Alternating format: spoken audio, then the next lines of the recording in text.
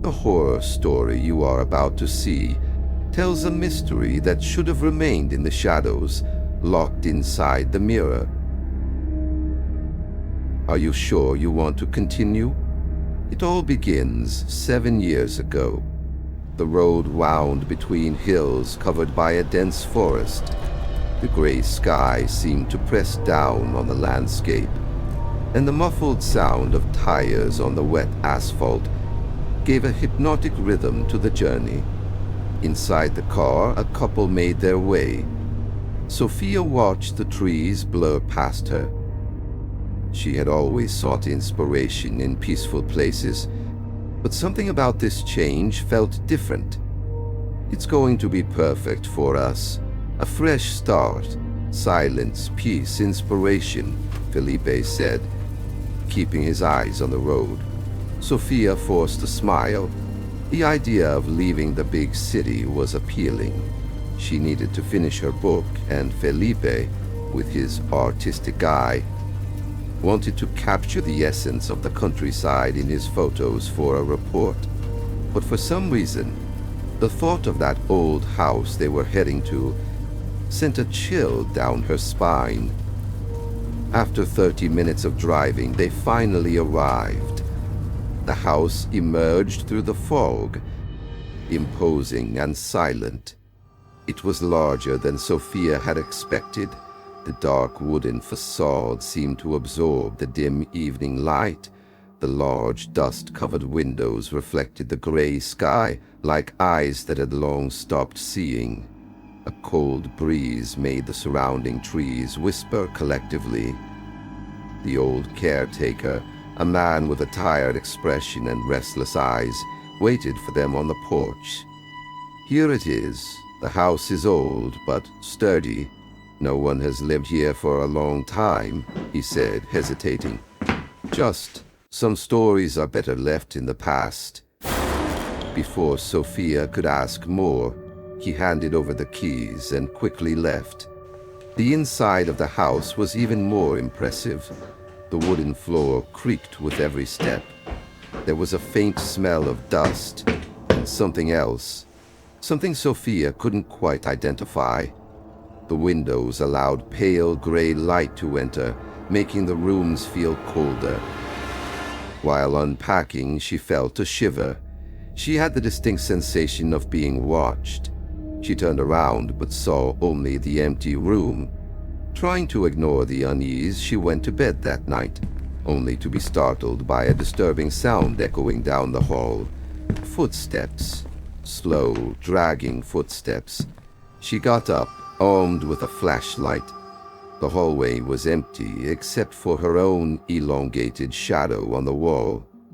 When she returned to the bedroom, Felipe was awake, staring at the ceiling. "Did you hear that?" she whispered. "Hear what?" he replied sleepily.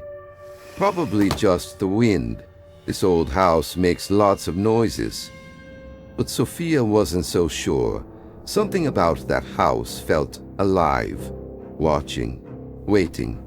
The following days brought an unsettling change in Felipe. He spent hours in the basement where he had set up his photography studio. Sofia, who had expected to see him enthusiastic about the new scenery, noticed that he had become obsessed. When she confronted him, he simply replied, "The light down here. It's perfect. They appear in the light." Sofia didn't understand. Curious, she went down to the basement and flipped through some developed photos. In each image, there was something disturbing.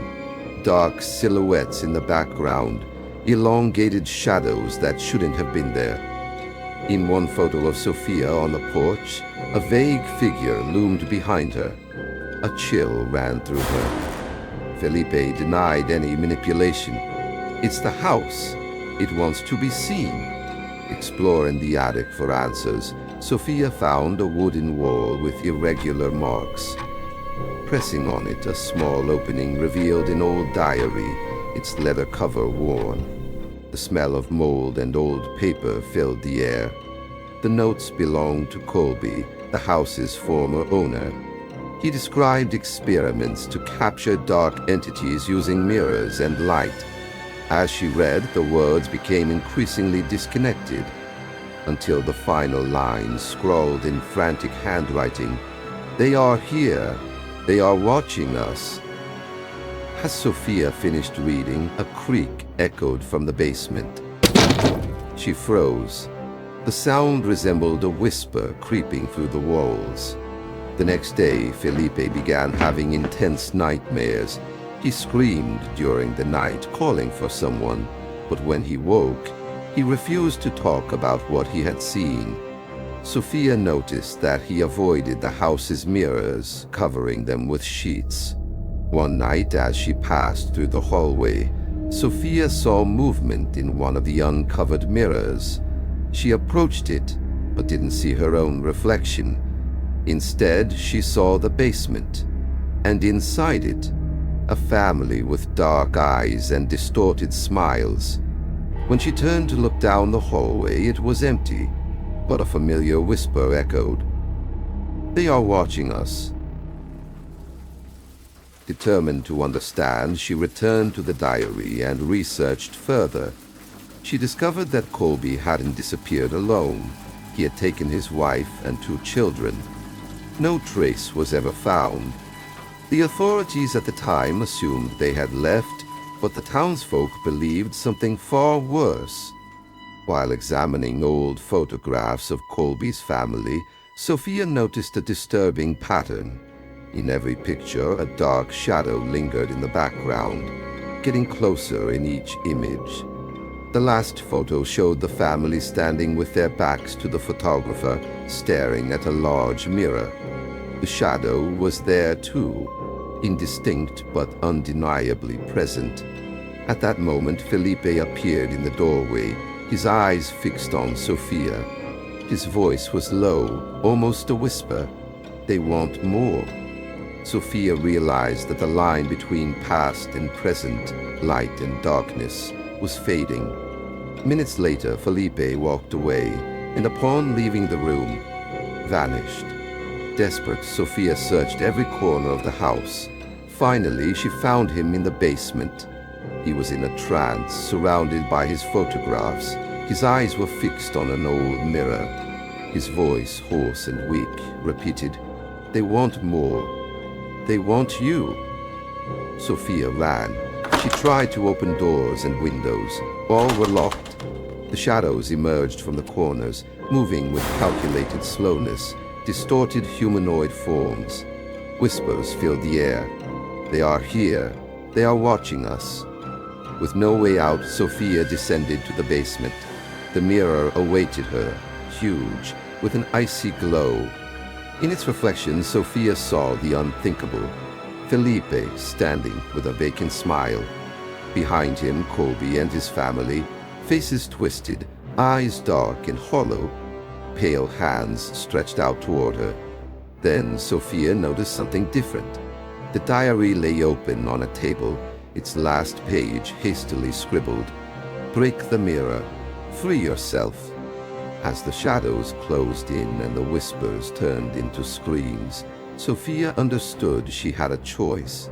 She grabbed an old oil lamp and, with a scream, hurled it at the mirror. The explosion of glass echoed like thunder. The darkness seemed to retreat, screaming in agony. When she opened her eyes, the basement was empty, the mirror destroyed, reduced to shards scattered on the floor. Felipe lay beside her, unconscious, but breathing. When he woke, he seemed free from the trance, though confused. Together they climbed the stairs and realized that the house felt different. The heavy atmosphere had lifted. The once oppressive air was now light. Days later, Sofia and Felipe left the house. As they drove away, they glanced back one last time at the old building. Now it looked like just an empty house, without the dark presence that had once dominated it. In the car, Sofia held Colby's diary. On its final pages, new words had appeared, written in a familiar handwriting. "Thank you. They are trapped. forever